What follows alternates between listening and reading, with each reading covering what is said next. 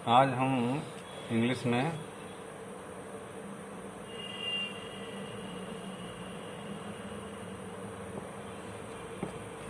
Has to,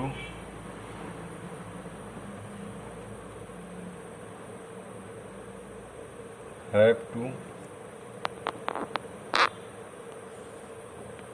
had to पर चर्चा करते हैं। आपने देखा होगा कुछ ऐसे वाक्य होते हैं जिसमें बाध्यता या अनिवार्यता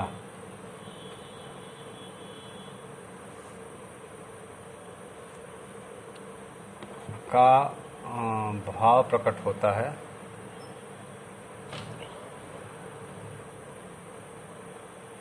जैसे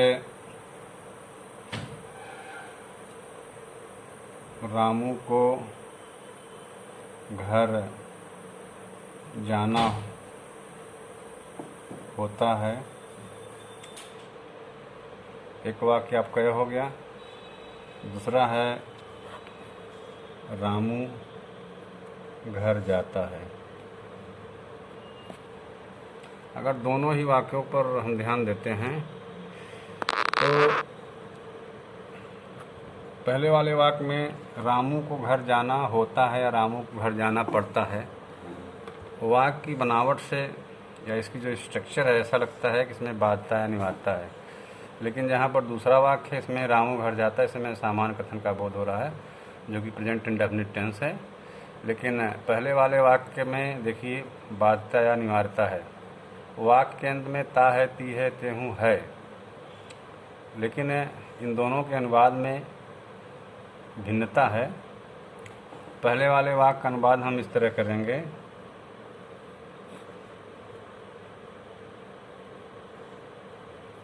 Ramu has to go home. जहाँ पर बाध्यता या अनिवार्यता होती है वहाँ पर बाध्यता अनिवार्यता होती है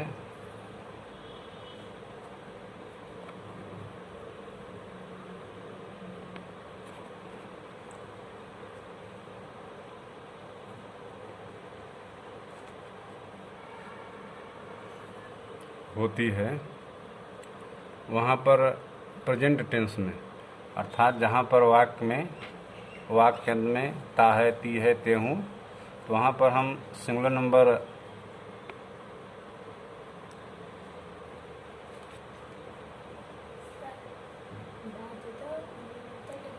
नंबर सब्जेक्ट के साथ has to,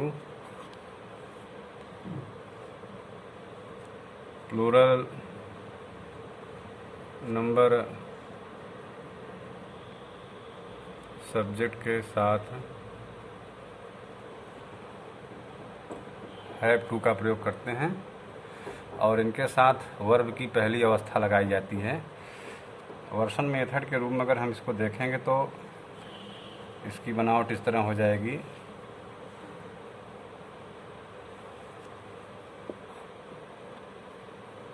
subject plus has या have plus two plus verb की पहली अवस्था। वर्ब की पहली अवस्था का प्रयोग करते हैं जैसा कि पहले वाक्य के अनुवाद में हमने दिखाया है। वैसे ही कुछ और वाक्य लेते हैं।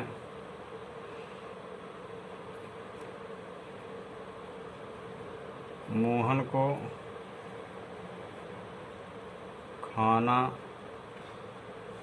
खाना पड़ता है। अब यहाँ पर बाध्यता अनिवार्यता जो है वाक्य में है तो इसका अनुवाद हो जाएगा Mohan has to eat food. Lunch, dinner या ब्रेकफास्ट के पहले कोई आर्टिकल नहीं लगता है, इसलिए हमने यहाँ पर द का प्रयोग नहीं किया है। Mohan has to eat food.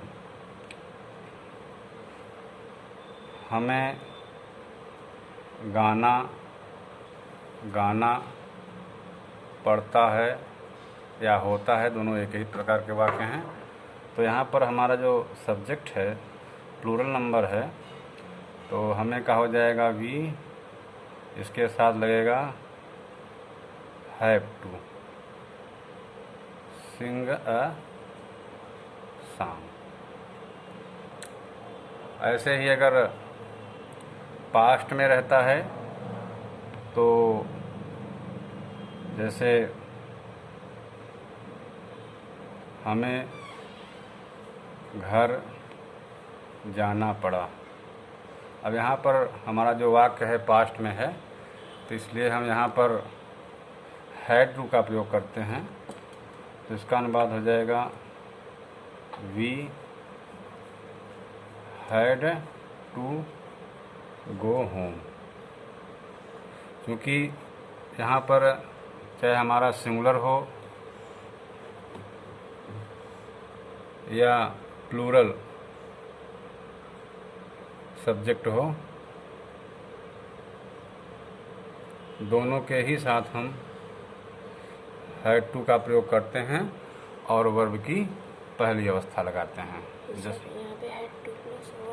इसलिए यहाँ पर हम, क्योंकि पास्ट में है इसलिए यहाँ पर हमने हैड टू का प्रयोग किया है और वर्ब की पहली अवस्था लगाई गई है। अगर इसका वर्सन मेथड देखते हैं तो हो जाएगा subject plus had two plus verb की पहली अवस्था plus object plus etc etcetera. जैसे रूपा को स्कूल जाना पड़ा, तो क्या हो जाएगा Rupa had to go to school. ये रहा पास्ट में, इसलिए हमने यहाँ पर हैड टू का प्रयोग किए। एक बार हम पुनः देखते हैं प्रेजेंट टेंस में, जहाँ पर वाक्य में बाध्यता अनिवार्यता है वहाँ पर हम सिंगुलर नंबर सब्जेक्ट के साथ हैज टू प्लस वर्ब की पहली अवस्था, प्लूरल नंबर सब्जेक्ट के साथ हम हैव टू प्लस वर्ब की पहली अवस्था। और पास्ट में जहाँ पर होता है वहाँ पर singular number and plural number दोनों ही सब्जेक्ट के साथ हैड टू प्लस वर्ब की पहली अवस्था लगाते हैं। तो हम आप लोगों को कुछ एक्सरसाइज देते हैं जो आप स्वयं करिए।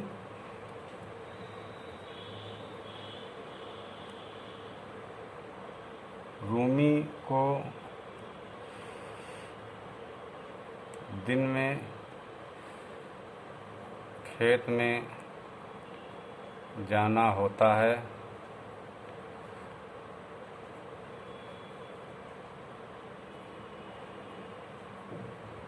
रहीम को रामायण पढ़नी होती है। सुनीता को बाजार जाना पड़ा। हरिया को खेत में सोना पड़ा। राधे को पत्र लिखना होता है।